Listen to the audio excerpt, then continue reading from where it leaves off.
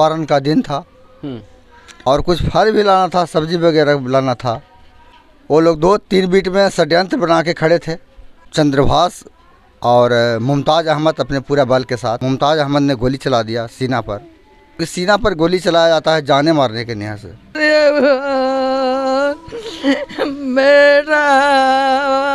सुधीर कुमार की पत्नी है और माँ है। चुप रहो, चुप रहो बहन, कुछ नहीं।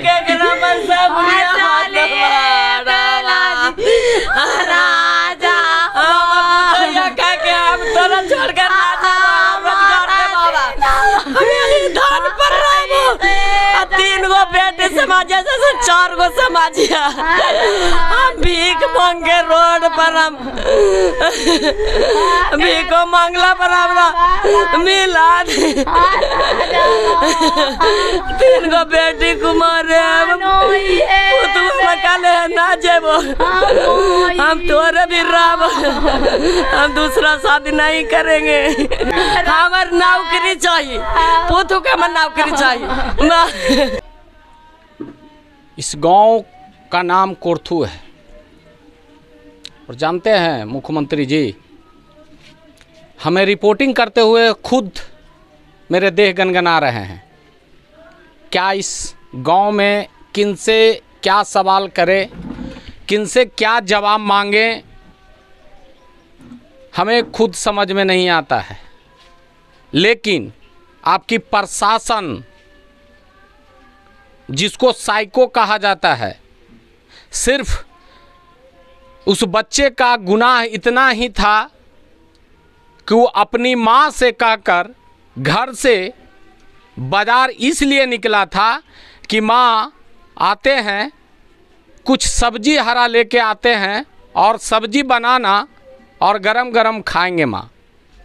पारण के दिन माँ से कहकर अपना बेटा 21 वर्षीय सुधीर कुमार बाजार जाता है और ओकरी थाना के थाना प्रभारी और एसआई ने मिलकर सुधीर कुमार के ऊपर गोली से उनका जान ले लेता है। सुधीर कुमार 45 दिन तक अपने जिंदगी और मौत से लड़ता रहा।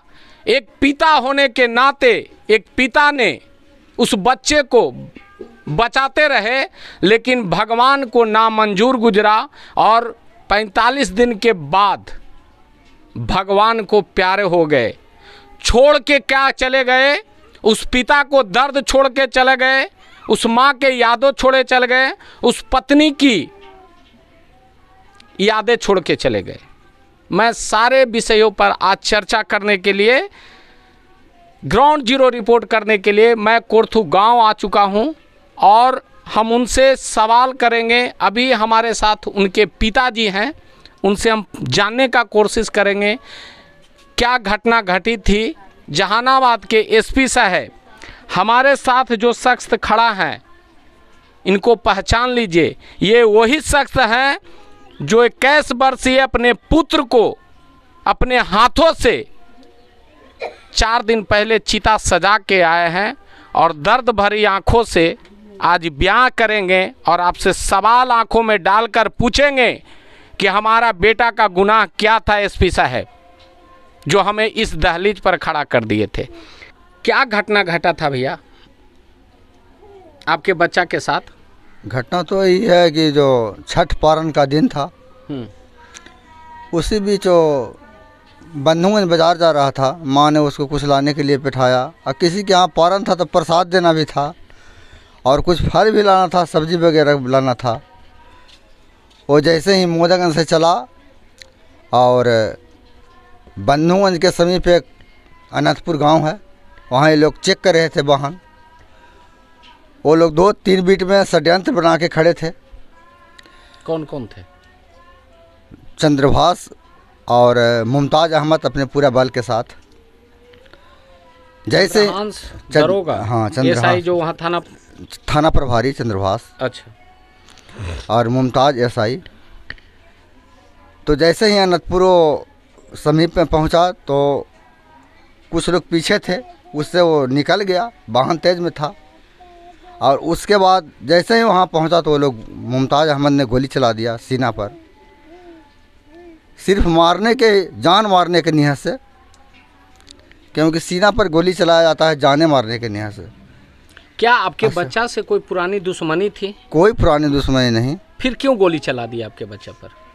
गोली चला दिया, वो उसको कोई कहा होगा या उतना वो षड्यंत्र बना के रखा होगा या किसी से पैसा लिया होगा 2-4 करोड़ मारने के नियत से, यही बोल सकता हूँ। और क्या बोलेंगे? आपका कोई दुश्मन भी था?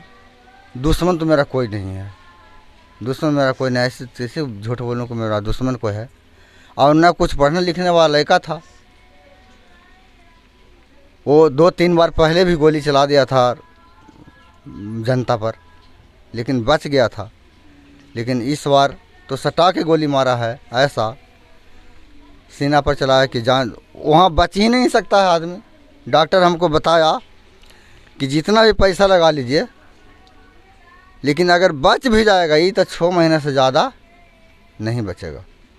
इसको फेफड़ा में छेद, लीवर में छेद, बड़ी आंत में छेद, पूरा में छेद हो गया है, और उस हम छेद को सिया नहीं जाता है।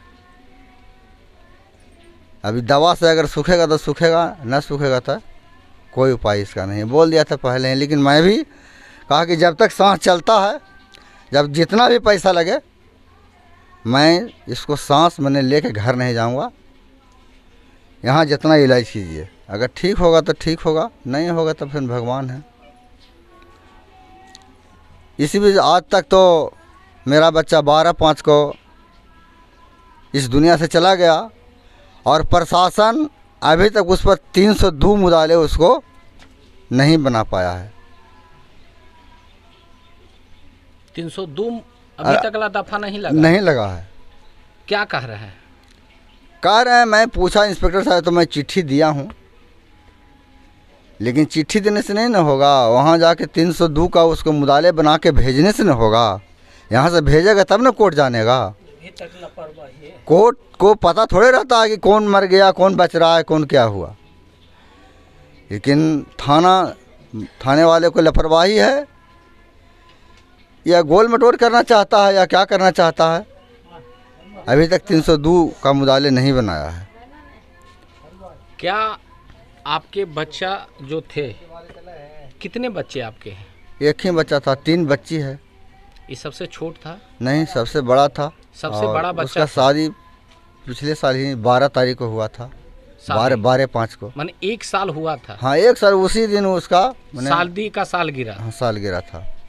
उस दिन ही ये मृत्यु भी हो? हाँ, उस दिन ही मृत्यु हुआ, 4 बजे भोर में। बाकी सब छोट बच्चे हैं? हाँ, छोट है, शादी भी नहीं किया हूँ अभी किसी का। क्या आप सरकार से क्या मांग करना चाहते हैं? सरकार से पहला मांग तो मेरा यह है कि जिसने गोली चलाया और जो उसका साथ दिया, उसको कम से कम फांसी होना चाहिए, न तो आजीवन कारावास होना चाहिए। ये 2 चीज़ में एक चीज़ होना ज़रूरी है। और उसके बाद में अब मेरा कोई अब सहारा करने वाला नहीं है, तो कुछ सरकार की तरफ से हम लोग को 1 रुपया खर्च नहीं मिला आज तक। अभी तक 1 रुपया कोई आर्थिक सहायता कुछ नहीं। अभी तक कुछ नहीं मिला है, और ना कोई आशा ही है, कोई आशा भी नहीं दिया है कि मिलेगा। और हम लोग बेसहारा जो माँ बाप हैं, एक स्त्री उसका है, उसका भी कोई विचार नहीं किया गया है, क्या इसको किया जाए। क्या लगता है कि आपको सरकार से इंसाफ मिलेगा? नहीं, ऐसा तो अब कोई कहा कि नहीं गया था, कैसे लगता है? माने उम्मीद नहीं लग रहा है कि हमें इंसाफ मिलेगा? उम्मीद नहीं लग रहा है हमको। नहीं लग रहा है? नहीं। आज ही तकला कितने दिन हो गए गोली लगला? आज 45 दिन में उसका मृत्यु हो गया था, 12/5 को। इधर 5 दिन और ले ले, 8 दिन हुआ है, 8 दिन और हुआ। माने 2 महीना होने जा रहा है। हाँ, 2 महीना अभी तकला प्रशासन से और सरकार से कोई आपको कोई लाभ नहीं, सहायता नहीं, कोई आर्थिक सहायता। अभी तकला प्रशासन कौन कौन आया है? कोई मेरा घर पर नहीं आया है। कोई मंत्री विधायक? मंत्री विधायक आए हैं। कौन आए हैं? विजय कुमार सिन्हा, विजय पप्पू कुमार यादव जी। हाँ, इस क्षेत्र के विधायक कौन है आपके क्षेत्र का? राकेश रोशन जी हैं। आए थे? हाँ आए थे, लेकिन क्या कहे वो राकेश रोशन जी? लेकिन वो भी डेट हो गया, उसके बाद आए घर पे। अच्छा, डेट होने के बाद हाँ, आए? जिंदा भर में उनको पर कम से कम 20 बार मैंने फ़ोन किया होगा। 45 दिन में 20 बार फ़ोन किया होगा, लेकिन कोई मदद उनको से नहीं मिला। जिंदा भर में कोई मदद नहीं मिला। कौन सा जबकि क्षेत्र मेरा के वो हैं क्षेत्रीय विधायक? इस्लामपुर क्षेत्र। अच्छा, इस्लामपुर क्षेत्र के विधायक है राकेश रोशन जी। राकेश रोशन जी, आपने उनसे सहायता, आर्थिक सहायता मांगा? मैं तो फ़ोन किया 20 बार, तो मांगने ही के लिए किया था ना। फिर भी नहीं आपको आर्थिक सहायता आर्थिक तो नहीं मांगा, मदद मांगा था मैं कि हॉस्पिटल में आइए, कुछ पैरवी कर दीजिए, लेकिन नहीं पहुंचे थे वहाँ। और इस पिता का दर्द सुन रहे थे ना। इस पिता ने अपनी सारी संपत्ति बेटा को बचाने में झोंक दिया, फिर भी न सरकार से कोई आर्थिक सहायता मिला, न सरकार ने और जहानाबाद जिला के प्रशासन ने कोई आर्थिक सहायता किए, न जहानाबाद जिला के एसपी साहब ने इस परिवार को शुद्ध बुद्ध लेने के लिए हाजिर हुए। आखिर इंसाफ किनसे मांगे? इस पिता का दर्द आप लोग शायद सुन रहे थे, आप लोग खुद देख रहे थे कि इस पिता ने नम्न भरी आंखों से एक बेटा का वो 45 दिन का दर्द सुना रहे थे, जो 45 दिन तक ला बेटा इनका जिंदगी और मौत से लड़ाई लड़ रहा था। उस बेटा को बचाने के लिए ये भी संघर्ष कर रहे थे और कहे कि जीता जब तला हमारा बेटा का सांस रहेगा, जब तला हम घर नहीं जाएंगे। लेकिन भगवान का नामंजूर था। जो बुढ़ापे का सहारा बेटा सुधीर कुमार था, वो भगवान ने छीन लिया। और भगवान ने नहीं छीना, वो मुमताज अहमद जो एसआई था सन की, वो मुमताज अहमद ने इनके बेटे को गोली से मार दिया। कहावत है, आइए न बिहार में गोली मार देंगे कपार में, उस साफ तौर पर प्रचलित देखने को हो रहा है। और जीता जागता उदाहरण ओकरी थाना का एसआई मुमताज अहमद का ने दिखा दिया। हम उस माता से भी पूछेंगे, उस दादी माँ से भी पूछेंगे, उन सभी लोगों से पूछेंगे इंसाफ क्या मांगना चाहते हैं। आइए हम उन दादी से भी पूछना चाहते हैं। हमारे साथ गांव के लोग, महिला लोग सारे बैठे हुए हैं। हमारे साथ बूढ़ी दादी हैं जो सुधीर कुमार की दादी है।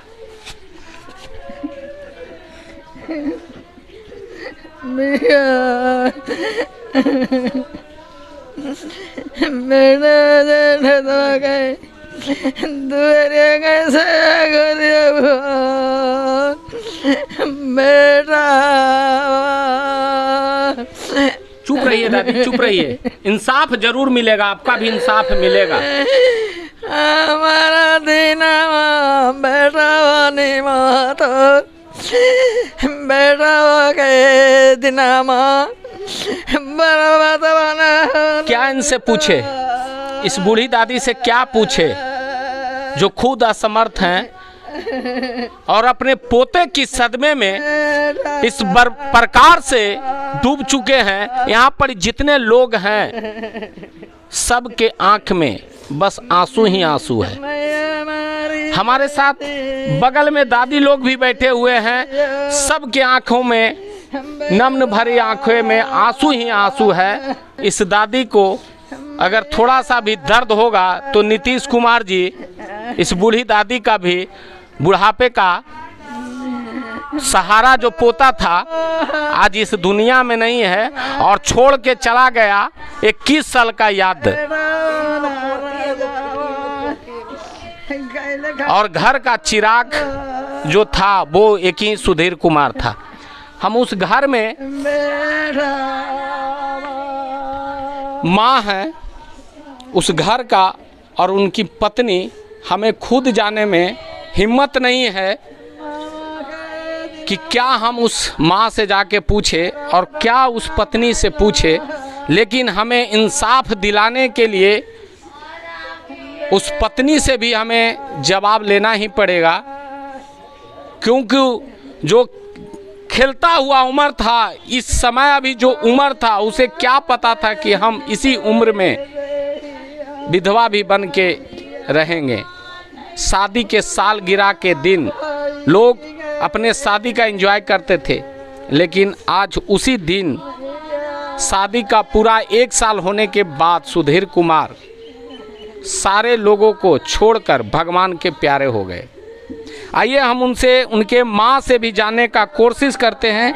वे वही घर है, ये सुधीर कुमार का ही घर है और ये साफ तौर पर देख लें, इस घर में सिर्फ सन्नाटा ही सन्नाटा है। इस घर में बस एक ही गूंज है, बस सुधीर कुमार को खोने का दर्द है सारे लोगों का, और कुछ नहीं है। सब लोगों का दर्द एक ही है।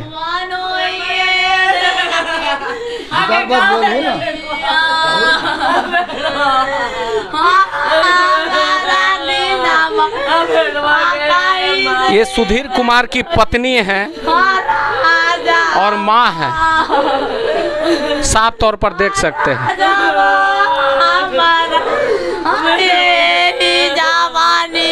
चुप रहो, चुप रहो बहन, कुछ नहीं।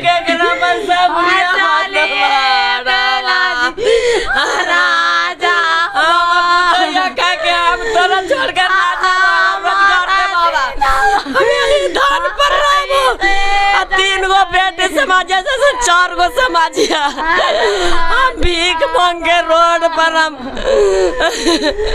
भीखो मांगला पर हमरा मिला 3 गो बेटी कुमार काले ना जेबो, हम तोरे भी राब, हम दूसरा शादी नहीं करेंगे।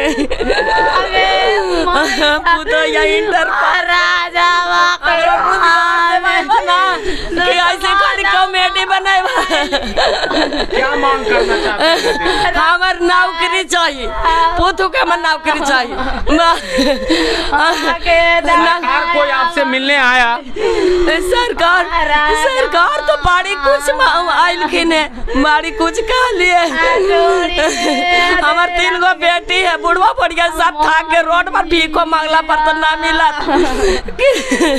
हम 25 लाख लगा चुकली सूदी लेके, कुछ घरे पैसा गोतिया नहीं देलक, हम कहाँ से कर्ज भर, कहाँ से भर बताबा। अब रोड पर भीखो मांगला पर न मिल, 3 गो बेटी नहीं रहेला है, हम कहाँ से हम देम। क्या आपको लग रहा है कि हमें इंसाफ मिलेगा सरकार के तरफ से? मिलते था ना बाबा, मिलते था ना, ना मिलते था हम कहाँ से कर्ज महाजन सूदी ले लीजिए, हम भरबे कहाँ से भरबे। बेटवा तो हमारे चालिए गए, लेकिन कुछ पुत्तू के रोजगार देना चाहिए। 25 लाख कर्जा हो गए, हम कहाँ से दे सकलिए, कहाँ से हम पैसा दे सकलिए। बेटा था, हम रोड पर कमा के लिए भर देते हैं, लेकिन हम पेट में डाल हमारा भरे के काबू नहीं है। बुढ़वा बुढ़िया हो गए, कमा के भी काबू नहीं है। क्या मांग करना चाहते हो बाबू तुम? क्या मांगना चाहते हो? पहले चुप रहो। इंसाफ के लिए हम आए हैं तुम्हारे पास, हम इंसाफ जरूर दिवाएंगे, हम सरकार तक आपकी बातों को पहुंचाएंगे। सरकार से तुम क्या मांगना चाहती हो बताओ? तुम सरकार से जो तुमको मांग है, हम सरकार तक आवाज पहुंचाएंगे। पहले चुप हो जाओ, चुप हो जाओ, पहले चुप हो जाओ। पहले चुप, क्या सरकार से मांगना चाह रहे हो? बताओ बताओ क्या सरकार से चाह रहे हो? बताओ ना, हम आपका इंसाफ दिलाएंगे, हम सरकार तक आपकी आवाज को पहुंचाएंगे।